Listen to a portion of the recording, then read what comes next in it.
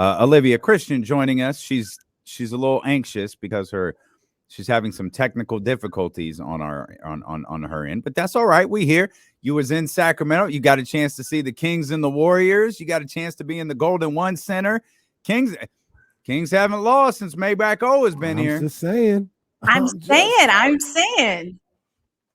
It was really fun to hang out with you guys, to see fans, to be in that atmosphere, and to get the courtside Kenny experience. It was amazing. Yeah, right when D'Lo left. Yeah, as soon as D'Lo left, it was like, all right, he's gone. Let's go down to the courtside seats.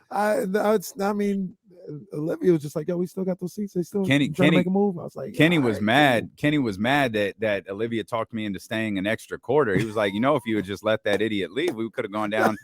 We could have gone down to our courtside seats, but I only got 2 of them. So I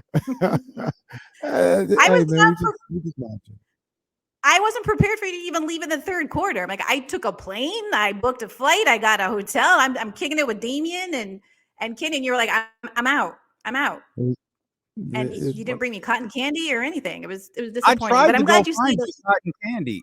I tried to go find you cotton candy, and it's amazing that it's actually not in that arena. I swear I've seen it before. I swear I have too, but I even looked when we were walking. You and I were walking around on Tuesday. Yeah, I kept looking. I don't think it's there. They must have took it out this year. They must be like, we're just not going to kill our audience here with this giant bag of spun sugar. And of course, Olivia's grown ass looking around. Where's the cotton candy? I don't know. It was the only thing I wanted. Not nachos, not a hot dog, popcorn. Everyone was getting after the popcorn. I'm like, I want cotton candy. Taking laps looking for it. But in the end, the Kings won, so it didn't matter. That was my cotton candy. There you go. That was 2 very different games over the last couple of days. The one against the Warriors, which that was the one you were here for Sunday night. And then a very, very different game Tuesday against the Brooklyn Nets. Let's start with Tuesday. What did you think about the nationally televised game? I'm so glad the Kings performed the way they did. I was not expecting the game to be anything like that. They just were. The foot was on the gas the entire game. They had, there was a moment there when the Nets kind of dug themselves out of it, but they didn't have the energy. They didn't have the get up to be able to surpass the Kings' energy. And it was a huge surprise, but it was so fun to see how fun they were on the court. Excited for each other. Obviously, TD had an amazing game, and we all know that it's because he came on the show the day before. But like the fact that these players are, finding confidence in each other when they know they've got a hot hand, it's like, let's make an opportunity. Let's create time and space for him to go off the way he can go off. So Terrence had an amazing night, and it just kept feeding him. And of course, like his energy and his effort brought him the ball. He kept getting steals, being in the right place. So it's infectious, that kind of energy. And I think it's just going to continue to grow. Obviously, this is a long season, but I'm always about like, let's enjoy and celebrate every win, every get up. And they got up and stayed up. And it was very exciting to watch. And again, on a national stage. So hopefully it's continuing to change the conversation of fans about how good the Kings are and can be as the weeks progress.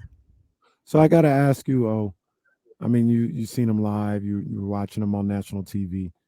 What are your thoughts about this team? Do you think this is sustainable? Do you think this is a Kings team that can play, obviously not 153 points, but like is a good team that should be, involved in the mix, possibly in the playoff mix all year long after, seeing them up close and personal the way you did? I definitely think they've got a chance. I think it's all about timing, right? It's like, what does the conference look like? How are other people performing?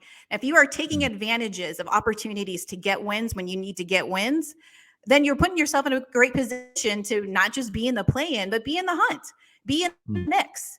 I think tonight's game is another example of a game that you've just got to win. They needed to beat the Lakers. They got to win tonight. When you're playing teams that aren't playing great, you can't play down to how bad they are. You've got to play up. You got to take advantage of it. Our roster is amazing. We've got guys coming off the bench who don't let up, who are putting pressure on these players. What if it's first string, second string, no matter what, whoever we're rotating in, again, we're keeping our foot on the gas. And I think we need to do that game to game. And again, don't let up and take advantage of the fact that you're playing the Spurs tonight. They're not doing great. They're on a losing streak. So that doesn't mean that you let up It means you keep putting on the pressure. And again, if the Absolutely. Kings can continue in that mentality, and I think that's what Mike Brown is helping them do, they've got a great chance to, again, not be just a play-in team, but to be in the hunt at the end of the season and towards the playoffs. Mm. Our bench is not amazing. It's sensational. Sensational. It is sensational. So I can't believe I what missed I- that opportunity. How did I not say sensational right there? I don't know, but we need to start branding everything as sensational. So what you're saying, Olivia, tonight's game is a must-win.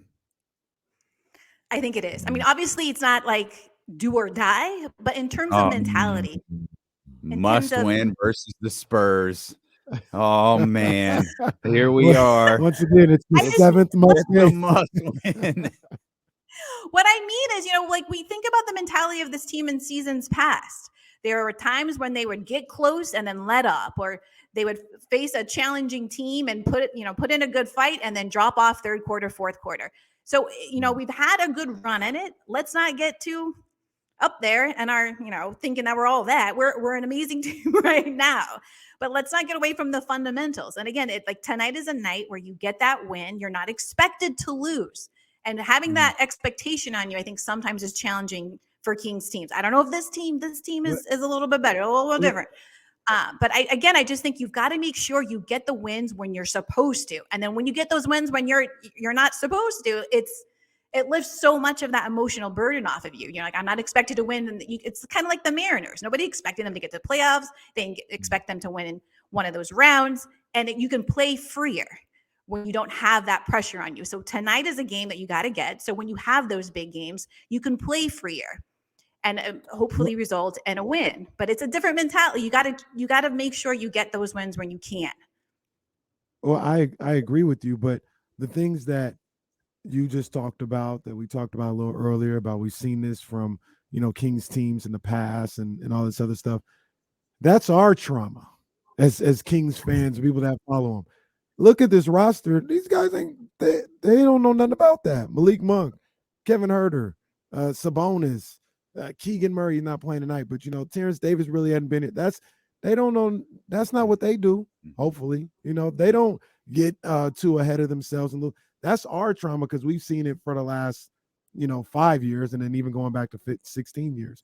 So I look at this with this group of guys, and I'm like, until you show me otherwise, I'm going to assume that you're going to be ready to play tonight.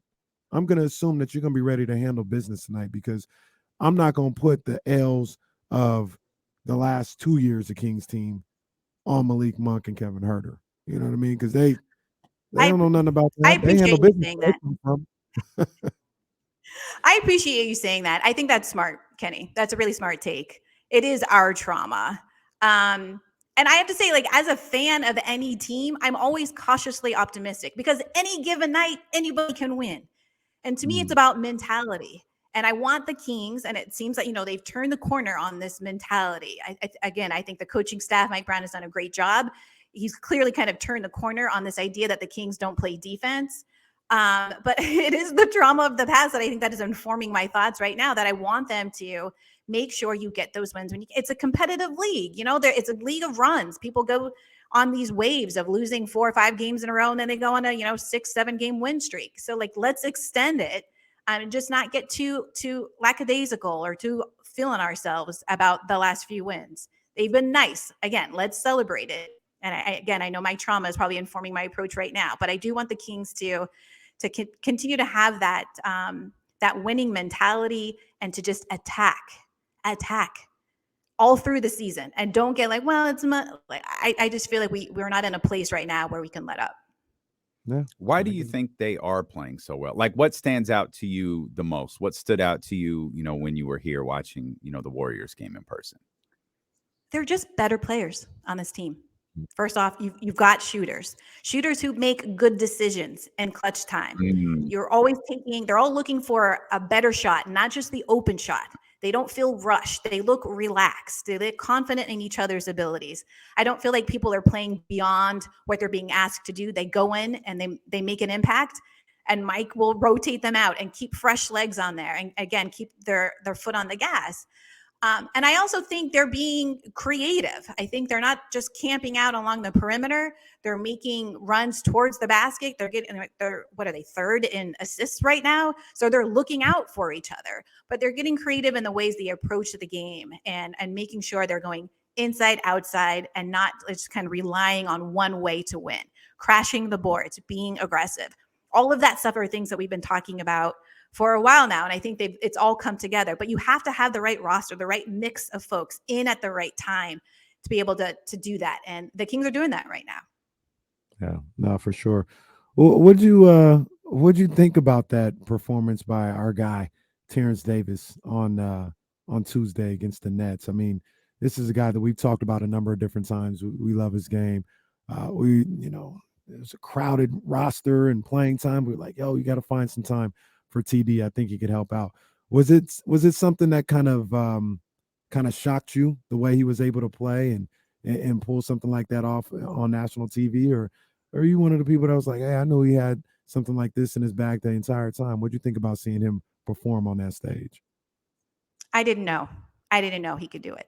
I mean, obviously, these are all professional basketball players, right? They have a certain level of a skill set, but I didn't know he could go off like that and the way that he did. I'm very happy for him. I was excited to see him get so much time. And of course, he was hot. So obviously, we're not going to take him out of the game, but he was affecting it on both sides of the court. He was being a complete player that night. And I think in general, the Kings have taken that mentality. They're trying to be a complete team on both ends of the court. And you have to do that. Now, defensively, they're still giving up a lot of points, but they're shooting and they're doing well. So you have to continue to kind of lock down defensively. But Terrence Davis that night, he was locked in on both sides. It was exciting to watch. And I was actually watching your interview while I was on Amtrak. I took the train from Sacramento to San Francisco on Monday. So it's very cool to watch that interview. And for him to be talking about like, I'm going to be ready when it's time to be ready. And he didn't have like a chip on his shoulder about not getting playing time. And it's about all of these players, no matter what time they get in on the game, how many minutes they're putting up, you need to be ready to be effective. And Terrence Davis showed that the other night. And I hope that the players continue to do that, because I do think the majority of the bench, when they're rotated in, they're ready and they make an incredible impact. And that's why the Kings have been able to outlast some of these teams when they've been close, and then again, blow them out like they did on Tuesday. I think that's one of the best parts of the whole Terrence Davis story. Maybe the most sensational part of the whole Terrence Davis story is the Kings are on a 4-game winning streak. Yeah. He didn't play in one of those games. Yep. And we were coming off of the Warriors game where he did play and he played really well. And then he just took it. That was Monday when we talked to him. And then he took it obviously to an entirely different level on Tuesday. That's it. I think the part that I loved the most was, the shot falling was just electric, but it all started with the timeout from Mike Brown getting into Terrence for missing a defensive assignment, and then coming out from that timeout, and Terrence's defense is completely ramped up after that. Mm-hmm. And that's what I think I love the most about this season is, while the numbers absolutely support anyone who says this isn't a good defensive team, when they need to make plays defensively, we've seen them more times than not do it. Yeah. They didn't do it against Los Angeles and Paul George. They didn't do it against the Memphis Grizzlies, but they did it against Steph Curry and the Golden State Warriors. Mm-hmm. They did it when they completely shifted the game on the defensive end against the Brooklyn Nets. And we've started Cleveland, Donovan Mitchell. We're seeing their defensive efforts be significantly better than anything we've seen in recent memory. And the defense leads to an amazing offense. And that's the mentality. Everyone's like, defense wins games. If you can't stop the other team from scoring, then then it's a battle, right? It's a shootout. It comes down to who can make the most baskets. Obviously the score ends up that way. Who made the most baskets? But if you can't lock down and lock in those particular moments when you really need to, you're going to let those games slip by. And the Kings, like you said, they've come through in clutch times, individual players, and a team effort in some accounts where they really locked in. And it ignites their offense when they're able to lock in on someone. If Davion comes in and plays against their best ball handler and locks them down, or at least stalls their ability to get into their offense faster, which is helpful for them. And that now that team has to figure out how to run their offense with 10 seconds left on the clock. It's a complete thing. You got to play the complete game. And it begins by playing defensively, holding people to account and making sure they're stepping up when they need to. And Mike Brown calling a time, I'm like, nope, we're not doing that. Let's remind ourselves of what we need to do. I appreciate that. I don't like when people are seeing things, when coaches are seeing teams just go on and be terrible. Like, let's stop it when we can, course correct here, and move forward. And I think the players are being really responsive when he does call those quick times out. It's like, no, let's, what the game plan is, let's execute it. And on the offensive end, things will open up for you again, where it looks like it's just so easy. Shots are falling, assists are adding up, and Domas is knocking people to the floor. That's something I like to see. But yeah, and I like the way they're talking about him all over. Like, yeah, he's big, he's strong. Like, yeah, he is. It's amazing. The other thing about that you mentioned, though, when you talked about it, is the players are responsive to it. Right? They're responsive and they understand. They don't have no business. Here comes a timeout. Mike Brown's going to tell you about it. Terrence Davis talked about it the other day. Got a timeout. He chewed me out. I was wrong. It was my fault. And if they don't have that mentality of accepting the coaching, accepting the criticism, this also doesn't work. Like Mike Brown could have the greatest idea in the world, if they're not accepting of the responsibility and looking to the coaching and the things that he says and looking to improve on that, it won't matter. So they also get a lot of credit for being open and being willing to be coached in that way. Well, that's called being a professional basketball player, right? You got to be able to be a little bit coachable, at least a little bit. And Mike Brown has a resume that results in him earning respect. And they're all coming together with a number of different new players. The Kings are trying to change the storyline on this organization, this team, and fighting with a coach or arguing and saying, I'm going to do it my way will just get you at the end of the bench. These guys are all coming here to play. So if Mike Brown is course correcting you, he's seen something, some of the other coaches correct it as soon as possible. So you don't want to get into these bad habits. And I think they're really all playing for each other. It feels like they're all playing for each other. We're all trying to get that win collectively. No one's like, padding the stats. It's spread nice and thin all around. And it looks like a joy to be on the court. It's definitely a joy to watch. Yeah. And I think that's an underrated thing that we haven't really discussed enough. Is we've talked about how this team has personality for the first time in a long time. We've talked about how this team has talent for the first time in a long time. But this also, you talk about early 2000s, vibes of a couple of times. This team actually seems to like each other. They seem to like each other a lot. There seems to be chemistry with this group on and off the floor. We saw that with De'Aaron Fox's big night in Orlando with that game-winning shot in the locker room celebration after that. I feel like we've seen it time and time again on the floor, the Golden One Center. Now that the Light the Beam thing is a big part of game ops, like we're seeing it there. Like this is a team that feels genuinely close, and that stuff is really important to winning. We know, we've seen it. If you got guys that aren't vibing, it don't work. Yep. And you don't have to look very far in the NBA right now to see that. You can look in Minnesota.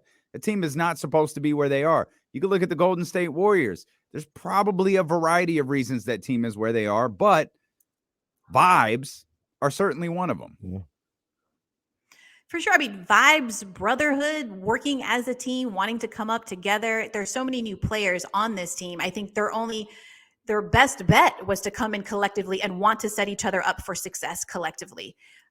They're here. They've signed these agreements of like, well, let's make the best of it together, learn each other's, sweet spots, put each other in a position to be successful and get some wins. And as, personalities kind of come up, and on different teams throughout the league, you see those challenges. You can have amazing, amazing roster. Oh my gosh, you're stacked top to bottom. But if they don't have that chemistry, they don't have that brotherhood, they're not playing for each other, they don't feel joy on the court, they're not creating for one another, then you see the kind of records we're seeing in the Western Conference of those players, those teams at the end that are like, they're struggling here.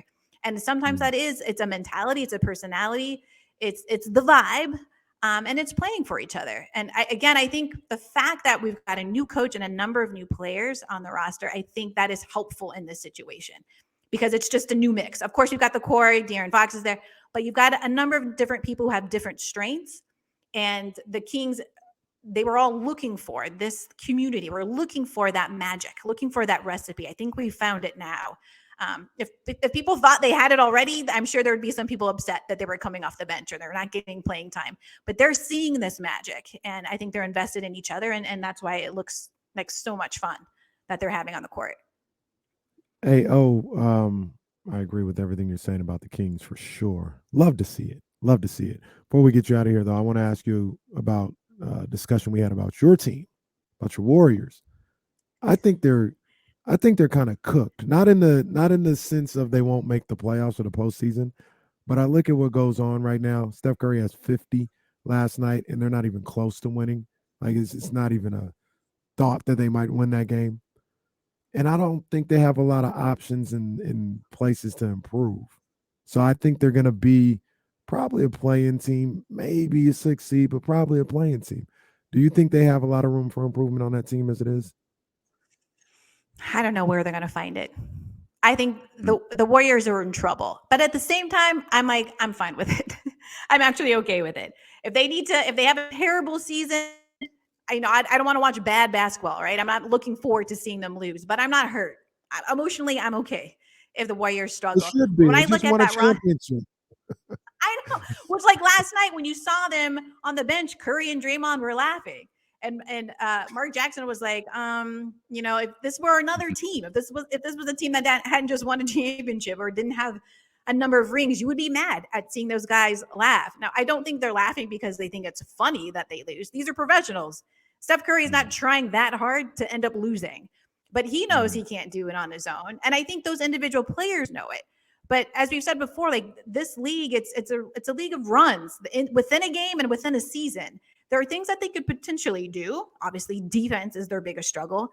But I don't know if there's anybody on that roster that's going to be able to rescue them from where they are right now. I think all of them just need to change their mentality. 50, if Steph is dropping 50 and that can't rescue you, there's no Robin. Like if Batman can't do it, Robin's useless.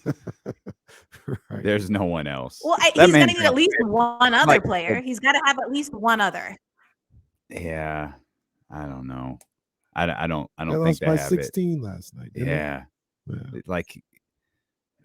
Imagine you do everything you can. You score 50, and you're not even close. And you know what's going to happen real quick before we get out of here is they're gonna, even if they like turn it around, I think they're gonna end up wearing Steph out. They might.